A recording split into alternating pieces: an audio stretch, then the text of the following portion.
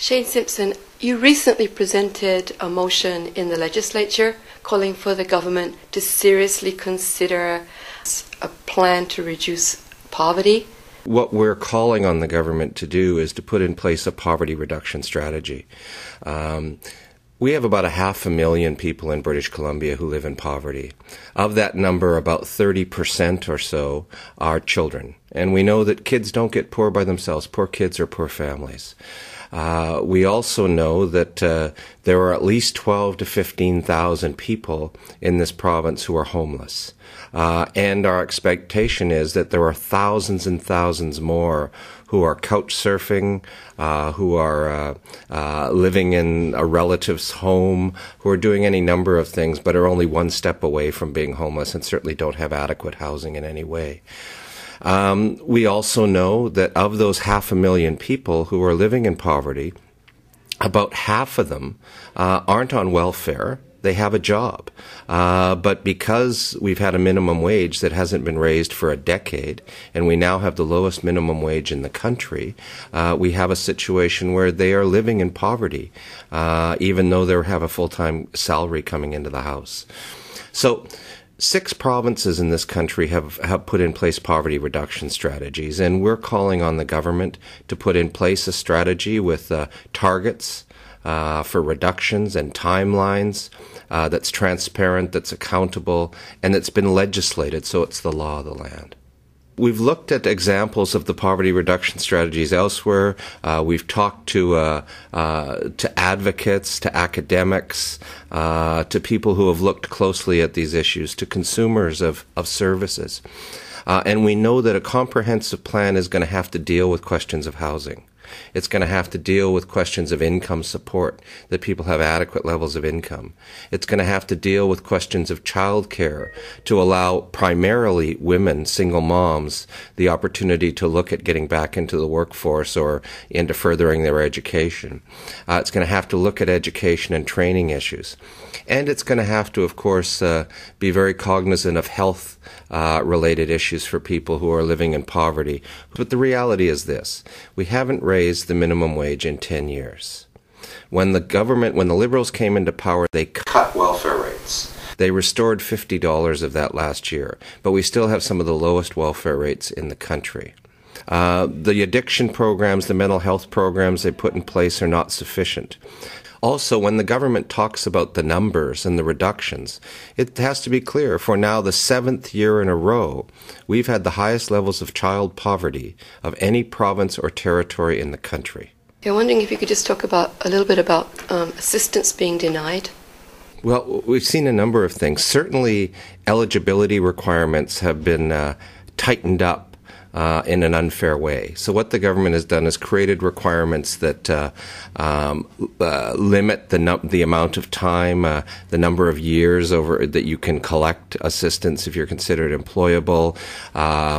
They've changed the eligibility in terms of, particularly for moms with young children, at the age that the children reach before the mothers have to go out and seek employment and become deemed to be employable. There's a group called the BC Poverty Reduction, and they're calling for a reduction of poverty by 30% within 4 years and 75% in 10 years. Is that something the NDP would work towards? What we have done, and we haven't committed to the specific number, we certainly have committed to the structure and what that organization has called for, along with many other groups, is a comprehensive poverty reduction strategy that's legislated, that has clear targets and timelines, that is transparent and reports every year on how it's going, so that we all know what we're achieving. And we have said that we absolutely support all of that. In terms of the specific numbers around poverty reduction, I think those numbers are good numbers try to achieve.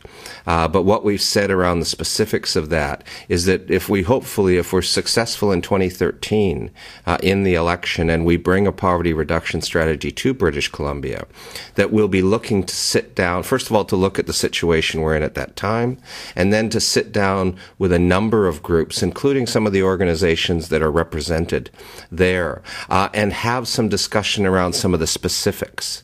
For example, you need to make decisions about if you're more readily providing housing for people, then that affects how much you have to look at increasing welfare rates. If you're asking, if people are collecting welfare and having to go and rent in the private market, that's one challenge. If you're providing housing needs, that changes the challenge.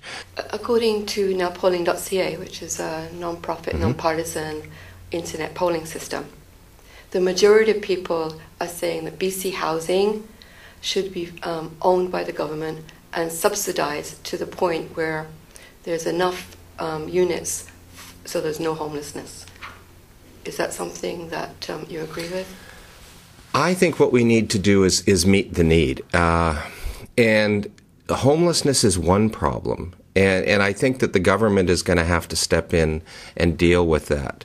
But what we need to do is, first, we need to determine what we're talking about in terms of dealing with that. Are SROs or the SRO form of housing appropriate? They might be for some people. Shelters are a stopgap measure, but in the long term, they're not housing. They don't give people a place to kind of hang their hat and call their own, which is what we need to do. The government for the last 10 years has done nothing around family housing. And in my constituency office in Vancouver Hastings, I get more people who come into my constituency office, mostly single moms, not exclusively, but mostly single moms on very modest incomes, who say, first of all, they can't find appropriate housing and appropriate safe and secure housing for them and their children. And when they do find it, they can't afford it.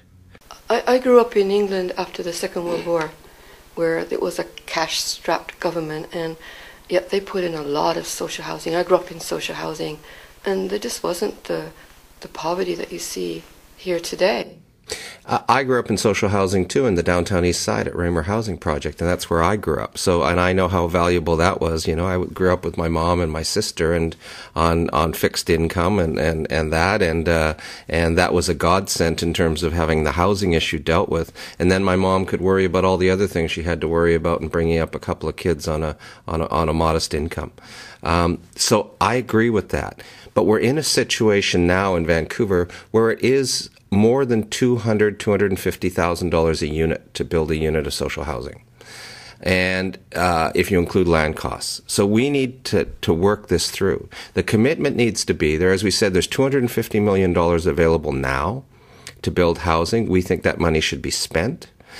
We then think there should be a commitment. We've talked about a commitment of at least 1,200 units a year after that to be built. You know, the other day I had the opportunity in front of the legislature to meet with a number of faith leaders, a group called Faith in Action, and they brought a begging bowl to which hundreds and hundreds of people contributed.